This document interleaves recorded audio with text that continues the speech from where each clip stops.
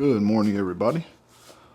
It is day 4 of my carb cycling diet, and I'm actually off at work today because I have to do some stuff for my kid for school registry and school shots and stuff like that. I have to take him to the doctor and everything else. So I slept in a little bit today, about 1 hour compared to what I normally do. But anyways, okay, so today is a low carb day, and that means that all I'm doing this morning is I'm going to do a sandwich with eggs. So it's 25 grams of eggs, and then 50 grams of carbs, 25 grams of protein from the egg whites, and then 50 grams from the bread and the ketchup that I'm going to put on my sandwich. And then I'm also going to do a little bit of cheese this morning on the sandwich instead of just the condiments. So if I wasn't doing the higher carbs today, if I was doing the high carbs, I won't add the cheese because the cheese is for the fats, like the cheddar and stuff. But since I'm doing the low carb today, I'm doing cheddar. So I alternate. So the days that I get a little bit, I get less carbs, I pick the fats up with almonds and cheddar. And then the days that I do high carbs, I reduce the fats by reducing the cheddar and the almonds, because I try to pick the calories up a little bit, not a lot. And clearly they're not going to be the same amount of calories, because going from 400 carbohydrates down to 120 carbohydrates a day, that's a huge difference in calories. So like I said, by adding cheese and putting almonds in, I bring those calories back up, so I'm not in such a huge dramatic deficit day to day. It's not a huge drop. It's still a big drop, but not as much as it would be. Plus I try to get those healthier fats by doing the cheese and the almonds and stuff like that, whether you consider them healthy or not. And yesterday, like I said, it was a high carb day, and I felt great. And I drank coffee before my workout.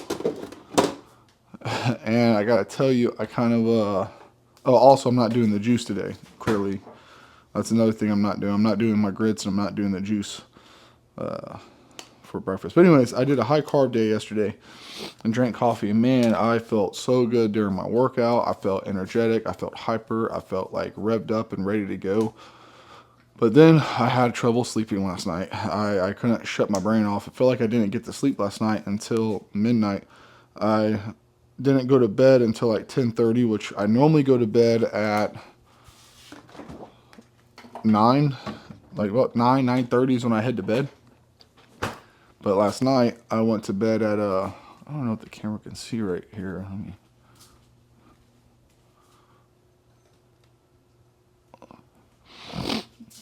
That's a little better. Okay, so normally I go to bed at 9:30. Last night I didn't go to bed till about 10:30 ish, and then even then I laid there. I can't tell you how long I laid there, but it just felt like I could not get my brain to turn off. And I drink coffee at 3 o'clock. I don't drink it at 5 or nothing like that. I try not to drink it too late in the evening, so I drink it at 3 o'clock. But even still, drinking it at 3 o'clock, it just wires my mind.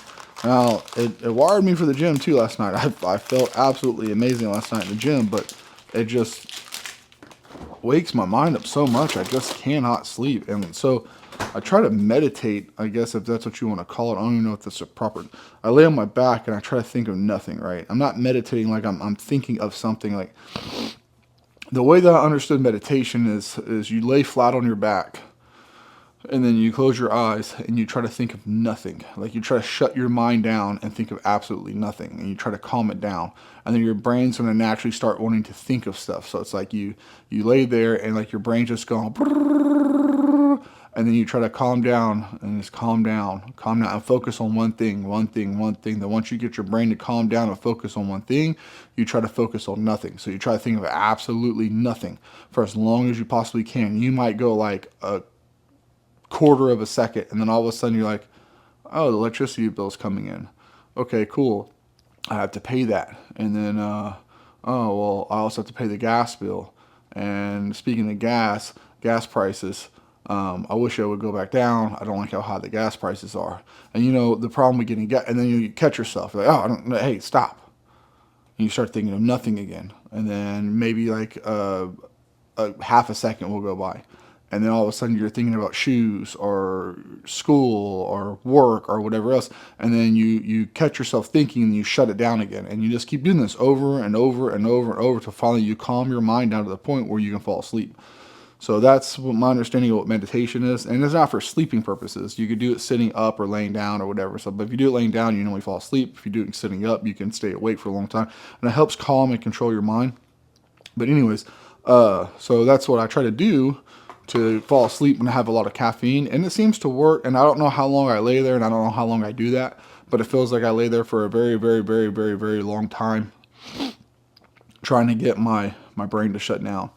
Anyways, I'm gonna go and eat because it's actually 7 o'clock right now. It's 7:30, so I'm running a little behind today on my first meal. I'm supposed to eat at 6, so I'm gonna be eating an hour and a half later, and my next meal is gonna be at 9. So they're gonna be a little close back to back, but because it's a low carb day, I'm eating a lot less volume. It's not gonna be a big deal because I'm not gonna have as much food in me, and hopefully the hunger is not too bad today. This is my third meal of the day, chicken and rice with some spinach. I ran out of spinach, so I put a little bit of carrots to compensate the lack of there. You can see the massive reduction in rice today versus yesterday. So since this is a low carb day, I measure out 4 ounces of rice raw, and then I cook that, and that gets divided between my 3 meals. And then on high carb days, I do 10 ounces. Also, I didn't mention it yesterday, but on my high carb days, after I work out, I do 3 packs of grits with protein powder. And I do protein shake with 3 packs of grits. And then my last meal, I do sweet potato fries with my chicken thighs. And then the days I have low carb, I do a protein shake with almonds. And then I just do a red bell pepper with my last meal with chicken thighs. So the variance in carbohydrates are dramatic. And I can tell you this much, I am incredibly hungry today. Yesterday, I was a little hungry between meals. It wasn't bad, which is expected because I'm eating more food, but I wasn't expecting to actually feel hunger between my meals yesterday, being on a high carb day. And today the hunger is definitely there. It's been there for about maybe an hour and a half after I eat. It sets, and it's just constant from there. Not excruciatingly or anything, but it's definitely on the back patio, knocking on the door, trying to come in. So I just try to ignore it and everything. So hopefully I can continue to ignore it, and it just gets easier and easier as it goes, because I just got to get used to the hunger again. But it's definitely one of those things that's going to have its ups and downs and highs and lows, especially the highs and lows on the carbs and stuff like that. So I just got to prepare myself mentally on the low carb days to be hungry. And then it's just like, okay, look, it's just for one day. It's just for one day. And then after the day, it's not going to be a low carb day no more. And then you're going to eat more carbs. But the downside is on a high carb day, if I'm still hungry, like really hungry between meals, it's just like, okay, well, maybe I need to increase the carbs or the protein a little bit. And out of the protein and carbs, I'm getting around 275 grams of protein a day. I don't really need more than that because I'm only around, I'm 221 as of this morning. I'll increase my carbohydrates because this is carb cycling, not protein cycling. So, but okay, well, I'm going to go ahead and eat and get this meal in so the hunger can kind of cut off. And I'll see you guys at 4 o'clock in the gym. Okay, we are back for another chest and back night, but the difference is this time it's a low carb night. So this Monday, it was a high carb day, and we did chest and back. Well, this is a low carb day. Same routine, same exact routine. The only difference is low carbs today. So the reason why I'm doing the same routine on both days is the way I structured the program is we do high carbs, chest and back, low carbs, arms and shoulders, and then we'll do legs, which is always going to be a high day, and then we do a low day, which is chest and back, and then we do a high day, which is arms and shoulders. So we do each muscle group with a high day and a low day on each week. So each muscle group gets trained with high energy and then low energy. Is there any scientific reason to do that? No, it's just the way it is, because that's the way we programmed it, and we're gonna see if it works. So right now I have 120 130 carbs in me today, roughly. But I feel good because I drank some coffee, so I feel really great. I have energy. And we're gonna see what this is. So on Monday, I didn't show this because, well, there's a little technical difficulty with the camera, like it kind of spazzed on us and the audio and everything, so I just didn't put the first clip in. This is the first thing that we're doing, is we're doing bent over reverse grip barbell rows with the rest pause is what we're doing. I am bending over on these like hardcore, because I'm trying to make it as hard as I possibly can to keep the weight as light as I possibly can and get the absolute most that I can out of it is what I'm trying to do. And as we all know, I don't care about form. I don't care about technique. Well, to an extent. And I'm just going to get as many reps as I can, whether it's 5, 3, 12, 30, I don't care. I'm just going to go until the muscle can't go no more. And I was 221 this morning on following a high day. So yesterday was a high carb day, and I was 221.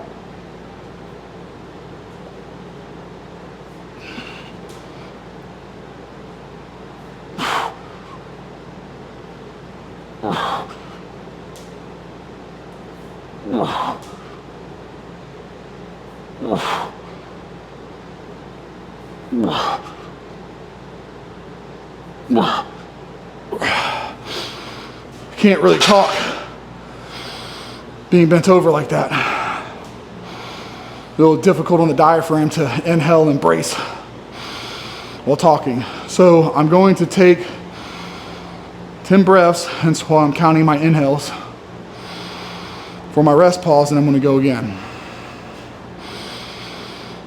The reason why I'm doing an underhand is because I feel like I can retract my scapula, my shoulder blades, a lot more aggressively than I can when I go over. When I do overhand, I feel like I'm getting a lot of trap. When I go underhand, I feel like I'm getting a lot of lat. Like every area in my back that's weak, that I don't like, that I feel needs to be developed better, is what I feel when I do this underhand grip.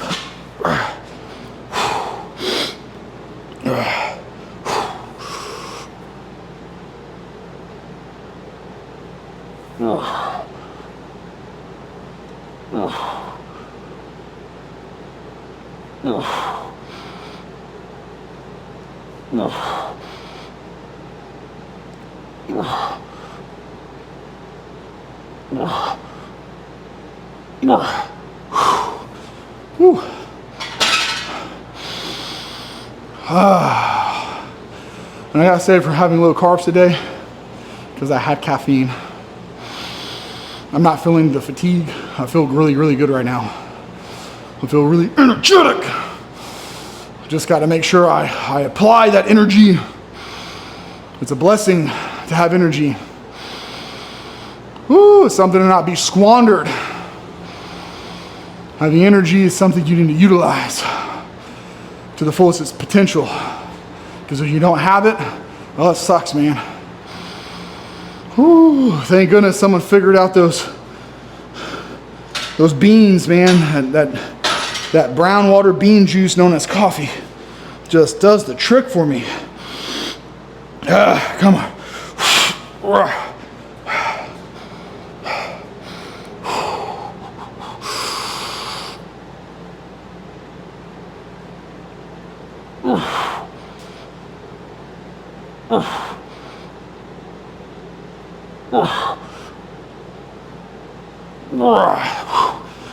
That's going to be it for that. Reps fade real fast, and I'm trying to keep the form strict right now. I like cheating, and I like using body English when you're I like all that stuff, but right now I'm going to try to keep it as strict as I possibly can with the weights as light as I can. And then as the weeks progress, I'm really going to try to increase the load and the reps. And if that causes me to do some ugly so be it. I don't care.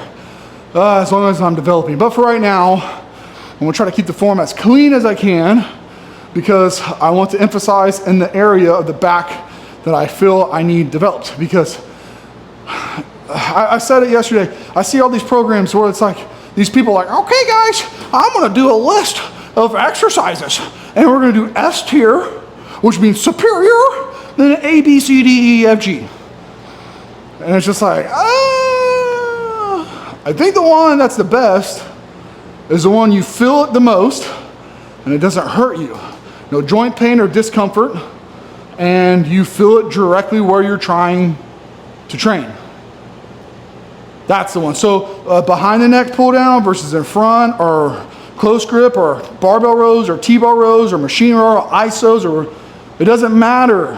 It matters, what do you need developed, and is that exercise targeting that muscle, and do you feel it in that muscle while training that movement? And if the answer is no, then it's not S tier, right? It's that simple. Now, don't get me wrong, you can do bent over barbell rows and hit your whole entire back if you go hard enough on them and do enough. Like the bicep, it doesn't matter which curl variation you do. If you lift enough weight and train enough reps, you're gonna hit your bicep. But you know, it's like, if you can feel it when you're doing it, you're gonna get more out of it. Yeah, I am 221 pounds. And like I said, yesterday was a high carb day, and I came in at 221, which is great because my low carb day, I came in at 221. So Monday I was 227. Tuesday I was 223. I was 4 pounds over the water weight. Wednesday was after a low carb day, which put me at 221, total of 6 pounds in 3 days, well, 2 days, right? And then this morning is Thursday, I weighed 221. So even after a high carb day of 405 carbs, I still weigh the same amount in the morning as I did on a low carb day the following day. So that's great. Makes me really happy. And being 221 pounds, looking how I look right now, I'm very happy with it. So it's only 4 days in. So I know the carb cycling is far from over, and we're just getting started. But I like it because like I go through a day of like really, really bad hunger, which sucks horribly, but it's only for a day. Then I can eat more. So it motivates me to keep going. But plus the whole thing is, man, getting jacked, right? Getting jacked and tan. I want to be as jacked as I can. I just want to be big. I want to be ripped. You know, I want it all, you know, the eggs and bacon. I want it all. I want the hash browns on the side, smothered and covered. I want it all, every bit of it. You know, give me a steak, smothered and covered. Give me all of it. I don't want nothing left out on the side. Man, I feel great. I feel really good tonight. I feel really good. I'm really energetic. I have a lot of energy. I'm going to drop set this. I'm going to do some drops. I'm going to hit it for some reps, and I'm going to drop it. Then I'm going to hit it for some reps, and I'm going to drop it. Then I'm going to hit it for some reps. I don't care how many I'm doing. I just want to make sure that I'm going hard. Again, I'm going to try to keep my form as clean as I can. I don't really care what the form looks like as long as I'm filling it where I need to fill it. That's the most important thing to me on this. I'm gonna get these drops in. We're gonna clang and bang some weight, baby.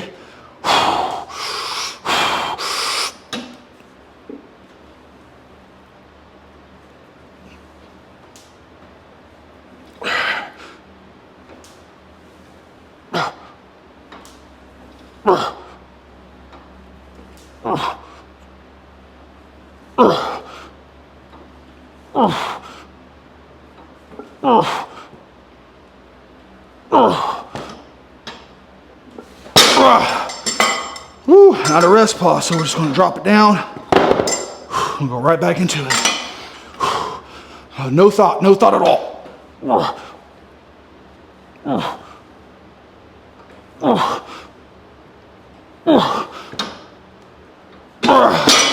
Woo, same thing. No rest, no rest.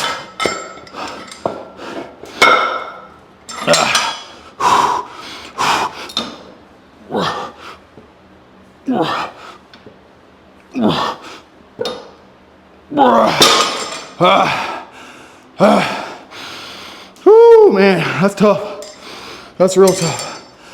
It's just something about being fat and gross that just really makes you want to train harder. And it's like, the better you look, the more you want. Like, it's never satisfying. I mean, when you start seeing your results coming, it gets satisfying. But as soon as you get used to them, it's like, man, look at all these issues I need to fix. Because when I was 270 and fat and gross, not saying I'm not fat and gross still, but when I was much fatter and much grosser, I looked at myself like, cool, I'm 260 now. Now I'm 250. Now I'm 240. Look at the progress, man. I'm so happy with the way I'm looking. And then so on and so on and so on, all the way down to 206 pounds. But no matter how lean I got, after like a week or two, if that, it's just like, oh man, I still don't have my abs. My arms are still small. My shoulders are sunk in. My lats suck. I'm still just so disproportionate to where I want to be. And yeah, and body dysmorphia, I got that hard.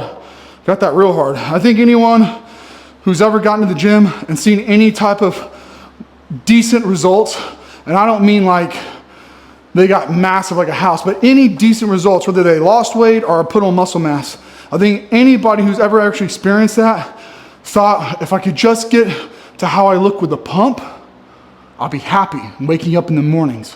And then you get to that point where you have the body where you look like how you used to look with a pump. Now it's just normal. And then you look at yourself going, man, if I could just get to where I want to, if I could just get to how I look with a pump, how I look without it, that's where, and no matter how many times you achieve that, you never see it because you're always pushing towards that next ultimate pump. And the pump's important? Yeah, they are, because they feel good. They feel good. Are they important for muscle growth? Doesn't matter. They feel good. So why would you not try to get them? This most important part is feeling good and looking good, being jacked and tan. Some of us have to work a little harder at tan. I gotta go to a tanning salon. I go 3 days a week to tan because naturally I'm fat, gross, hairy, and pale. If everybody's wondering, well, how many sets do you do exactly? Well, it varies. Some things I need more sets to warm up to feel ready to do my top set, and some things I can just do 2 warm-ups, maybe 3, and do my top set. How long do I rest between sets? Well, normally I go, then Richard goes, and I go, then Richard goes, and I go, then Richard goes. But when it gets to the top set, I like to rest about 2 to 3 minutes before I do my top set. And then I rest about 5 to 6 minutes before I move on to my next exercise. So like when I did barbell rows, I rest about 6 minutes, and then I went to T-bar rows, and I rest about 6 minutes, and now I'm doing my pull downs, and I'm on my top set. When I get done with this, I'm gonna rest about 6 minutes, and then go into my chest. Why? I don't think there's a big benefit going from something really heavy, really hard, really taxing on your top set, and giving it 100%, and then immediately going into the next movement, because you haven't fully recovered.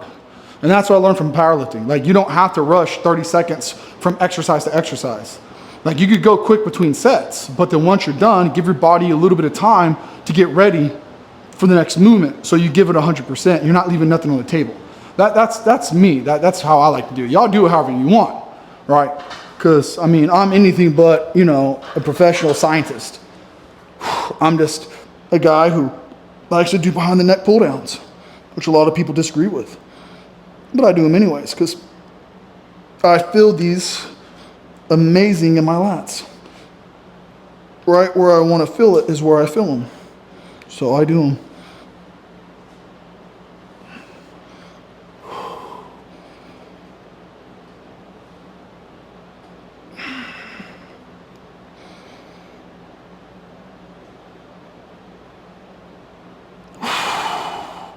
Don't have to go heavy either. Don't have to do a whole lot of weight either. And I do them at the end of my back routine. I don't need to do them fresh whenever I can lift the most amount of weight. I want to do it after my back is already fried and fatigued.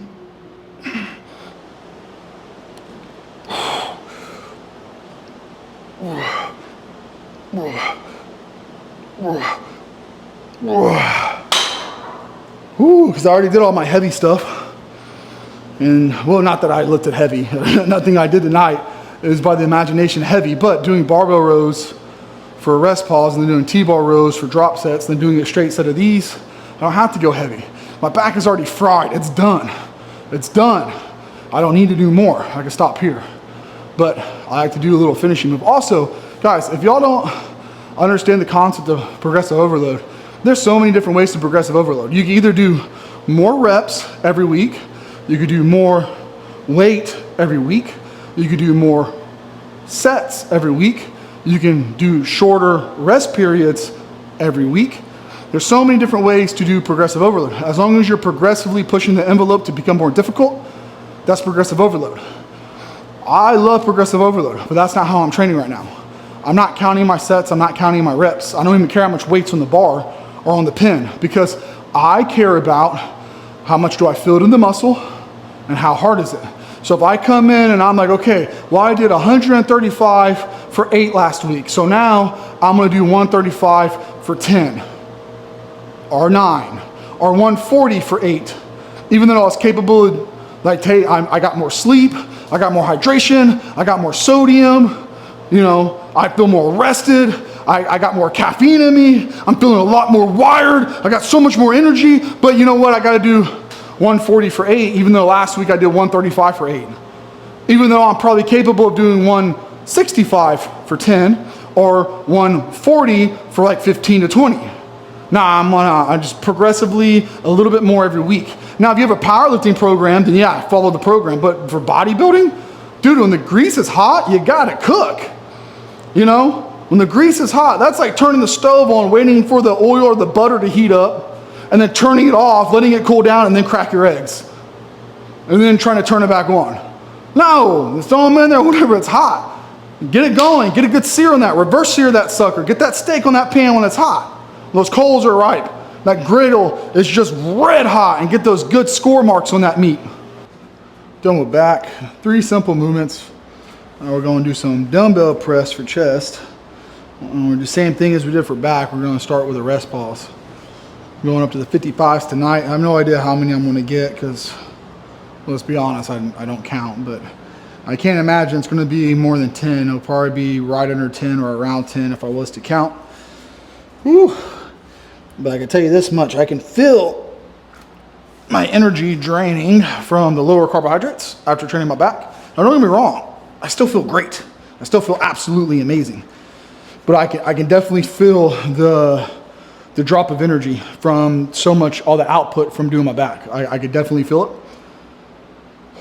But because I have that synthetic bean juice energy in me, we can continue to push. We can push real hard. Now tomorrow I might be feeling it a little bit more, but today it doesn't matter. It does not matter. The only thing that matters today is getting the absolute best pump, the best workout we can get. Because that's the only thing that's important. That's the only thing that matters, is getting a phenomenal pump. Being able to look in the mirror and say, if I could just look like that when I don't have a pump.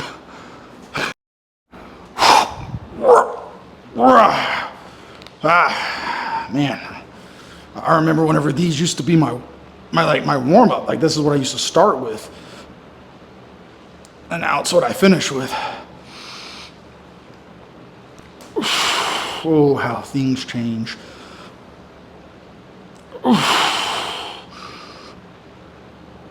I still want to get an incline iso press machine. That would be so cool to get one of those.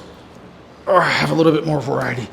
Not that you need variety, it's just I feel it really good in my pecs whenever I use that machine. I just feel it really, really good. And I'm gonna probably do about 8 breaths on this one. But yeah, the incline iso press, that is one hell of a machine right there, and I really enjoy it because it allows you to isolate your pecs and be able to push and squeeze. Then it has that arcing motion, which is fantastic because it keeps you on a track that allows you your arms to move inward together, squeezing those inner upper pectorals. And I like to get the decline one too because I also feel like I need a lot of decline chest. And I just like the way those feel, those machines, man. They're just nice. I mean, don't get me wrong, I like dumbbells too, but don't really like bench pressing no more since I tore my pec. Plus, I don't really feel it in my pecs when I do bench.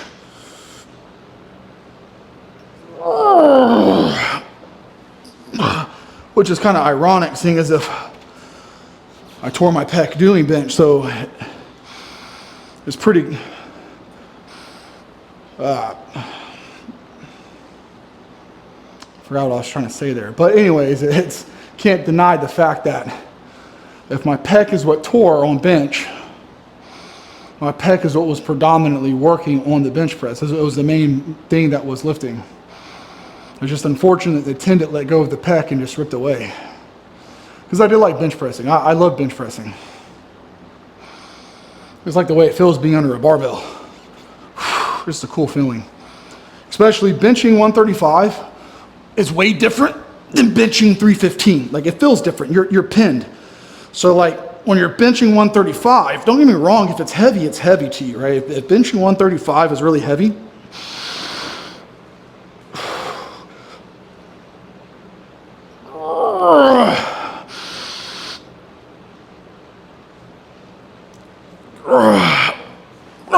like I said, don't get me wrong, if benching 135 feels heavy to you, there's nothing to be ashamed of and nothing to feel bad about. That's great that you're in there and you're trying and you're training and you're getting better.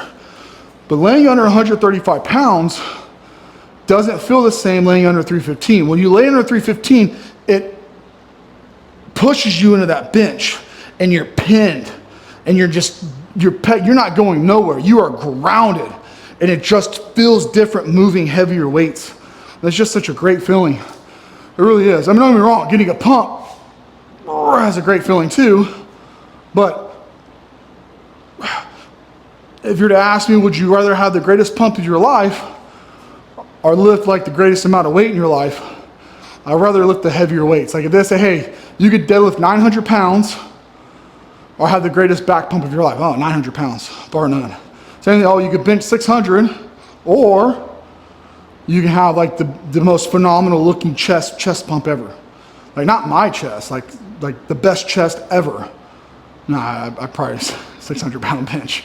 I know the feeling. It's an amazing feeling. Not benching 600, but benching a heavy weight. It's something euphoric about it. I hurt my shoulder, my right shoulder many years ago. And it was to the point where I couldn't do any like incline pressing without it hurting my shoulder real bad. And then whenever I tore my pec, like I was saying earlier, and I had to have surgery, well, whatever was messed up in my shoulder, I guess they fixed it because now I can incline press and it feels great, but just, I still can't do it with a barbell just because of,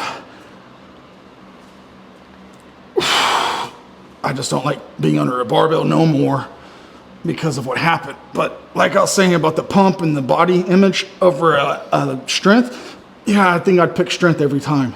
It's like, would you rather have like Ronnie Coleman or like Arnold Schwarzenegger's chest or the world record bench? World record bench.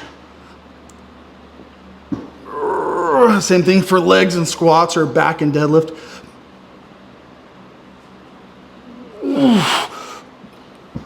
But that's just me. But I can't have any of it, you know? It's not like I'm ever going to have a Mr. Olympia body or a world record powerlifting like strength. So it's just all hypothetical. What if this, that, or the other, you know? Pipe dreaming. But if you could pick, you know, I would want it all. But if I could only have one or the other. Could you imagine being like 6 foot at like 175 pounds and having like an 1,100 pound deadlift? Could you imagine how absolutely crazy that would be? I mean, I would hate to be that small, to be completely honest. Like I hate being right at 200 pounds. I don't like being under 220, which I'm not right now. I'm 221, but still, I hate being under 200 at 6 foot. I just don't like the feeling of being that small. So I wouldn't really be happy at that size, but if I could still work out and look a certain way, but have the strength, I'd rather do that. Okay, one more drop. One more drop.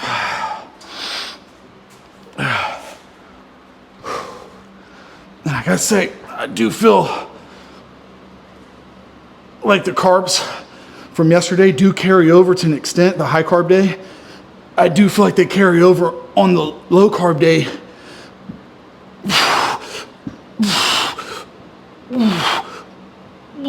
But it's not enough to keep the energy levels up while working out. But I do feel, like during the day, I feel great and energetic.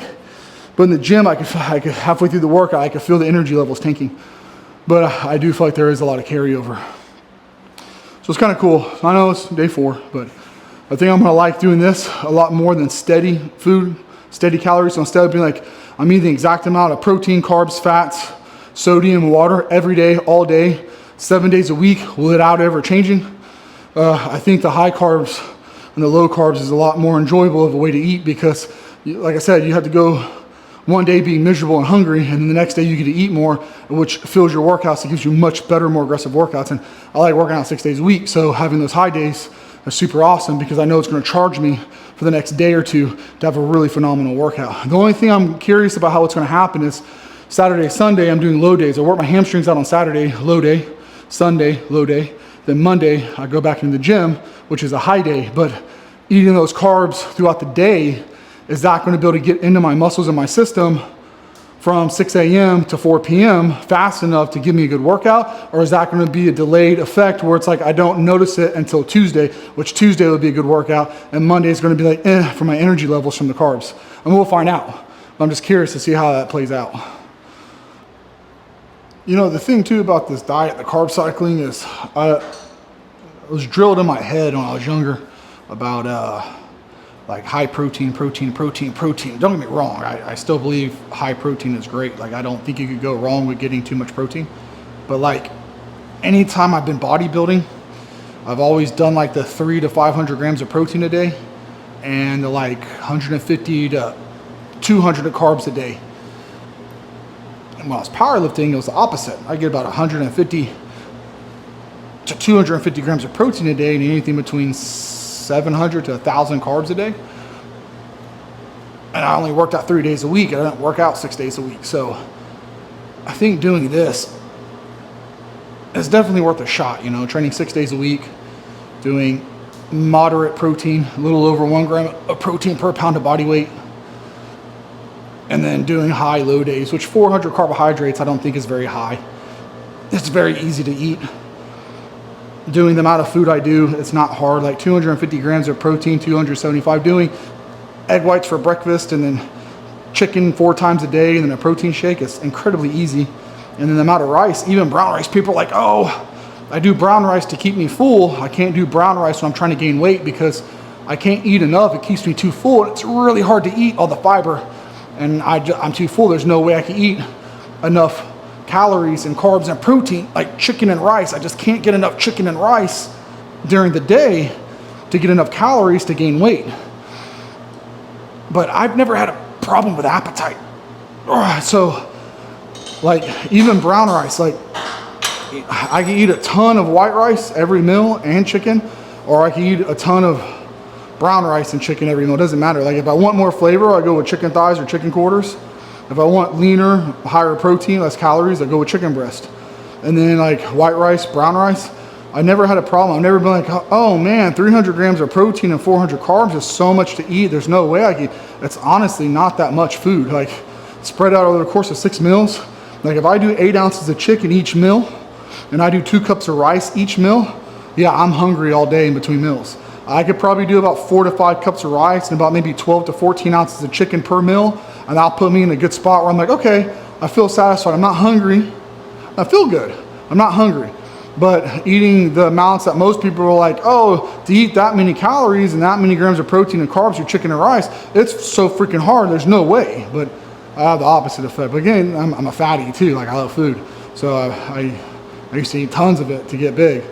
Well, big, fat. So eventually I am going to increase. So Wednesdays, right now this week is week 1. So all the high days are going to be 400, 405 grams of carbs every day.